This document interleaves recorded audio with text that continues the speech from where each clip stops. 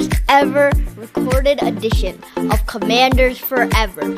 And the people speaking is me, Sakina Roshni Hussain, who is a 12-year-old who's new to this, to enjoying watching football, and someone who has been watching football since they were my age and for the past 40-something years. That would be about 42 years. I'm Sakina's dad, 54 years old, never gave up on my Redskins/Commanders. You're going to get a nice little taste, a little fusion dining of the point of view that comes from a young 12-year-old brilliant girl's mind who is not jaded by years of horrific losing and also the happiness of winning. This is really her first year into this thing, though she's been on the bottom and she knows it. And now she's seeing the sun coming up. She's seeing the clouds parting. She's seeing the temperature go up to 75 degrees every day. This is the dawn of a new era. And as a complement to that new era, we are creating this cool podcast. So let's get started. Enough about the two of us. Let's just get down to the meat and potatoes. The reason why you're listening to this thing. So, the question of the day is, how do other teams outside of DC perceive the Commanders in this new era? Well, let me start off by talking a little about human neurocognitive ability, okay? People are pattern forming storytelling animals. So what they do is you give them a little bit of information and they'll turn it into a whole thing and act like they know what they're doing. And that's what a lot of perception about the Commanders is based on. Not a lot of facts, not a lot of information, just a whole lot of biases, stereotypes, generalities that come from 25 plus difficult years of poor ownership that led to lots of poor decisions, that led to lots and lots and lots of losing with some occasional bright spots. So to change somebody's opinion, to have them, especially people who do not have a lot of information, try to connect the dots and form a new narrative with those type of unconscious biases in place is very difficult. So generally speaking, the answer to your question is a very negative overview. I would say people outside of Washington, D.C. consider us to maybe the second worst team in football.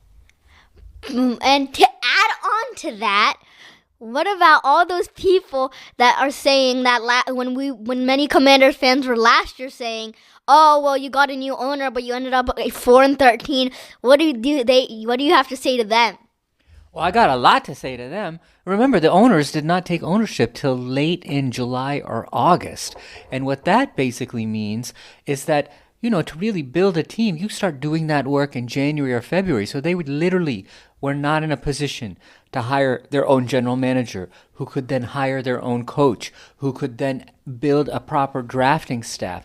So the change over to a new owner happened so late in the NFL year that basically we had to put up with a lot of the debris and the toxicity and kind of the generalized stupidity of the previous regime for a year, with the hope that something good came out of it. And guess what? Something really good came out of it. That's what I would say. And that's called the number 2 draft pick.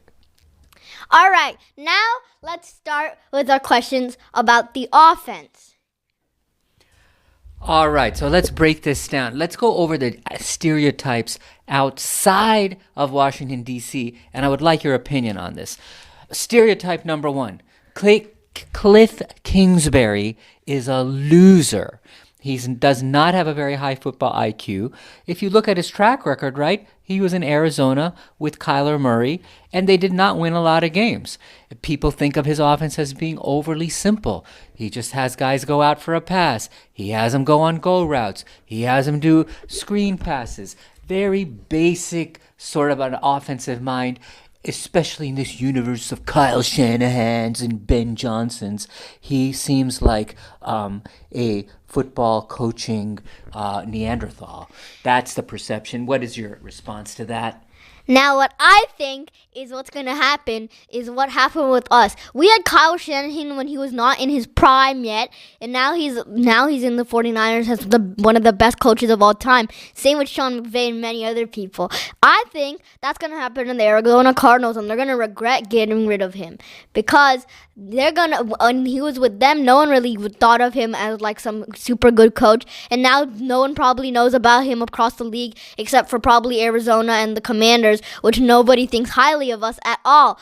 But I think he's gonna, in his first 2 years, he's gonna start making our offense really turn around with Jaden Daniels and all those people.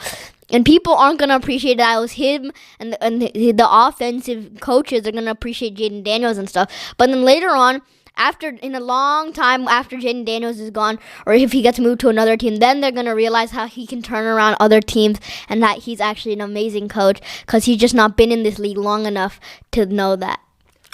I don't know if he's going to be an amazing coach. That's quite optimistic, but that's the type of perspective we are looking from a 12-year-old fresh brain. Now, with that said, I will also say that a lot of the hate, let's just call it hate, because that's what it is, against poor KK is basically coming from the fact of this not so unconscious bias, mostly an overt bias against our team.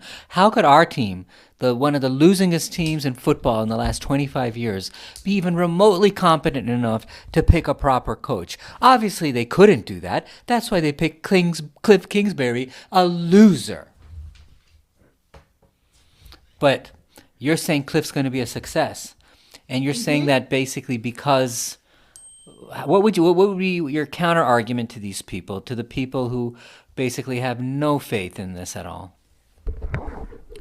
Now, a team doesn't get turned around after 1 year, and that we have already learned from many, many teams in the past before.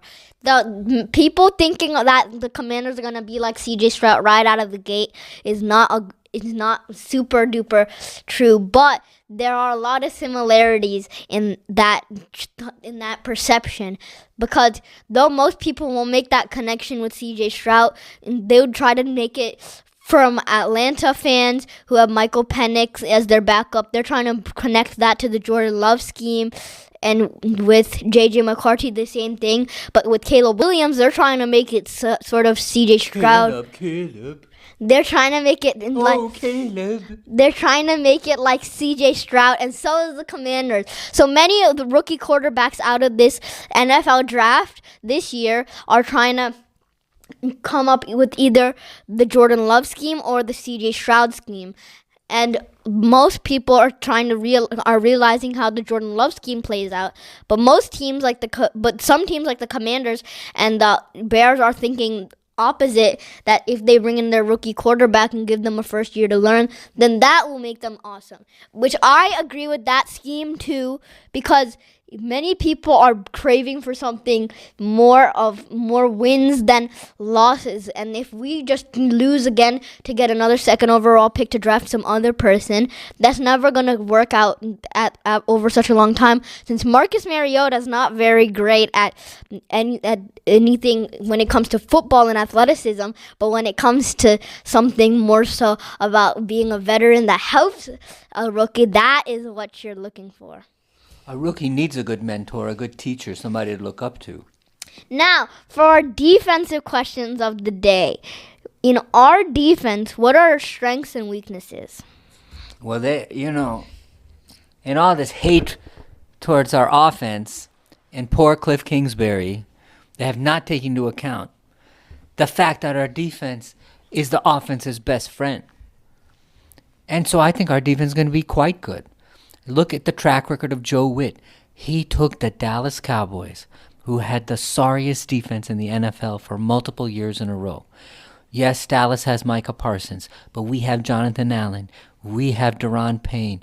These are high-quality people. We have some of the strongest linebacker group in the NFL. I would challenge you right now, Sakina, to tell me a better linebacker group in the NFL. And you know what these guys are going to do? They're going to get a lot of 3-and-outs. They're going to get us field position. And guess what happens when an offense has good field position and has more time of possession, which is what the defense will buy us. Touchdown! That's what is going to happen.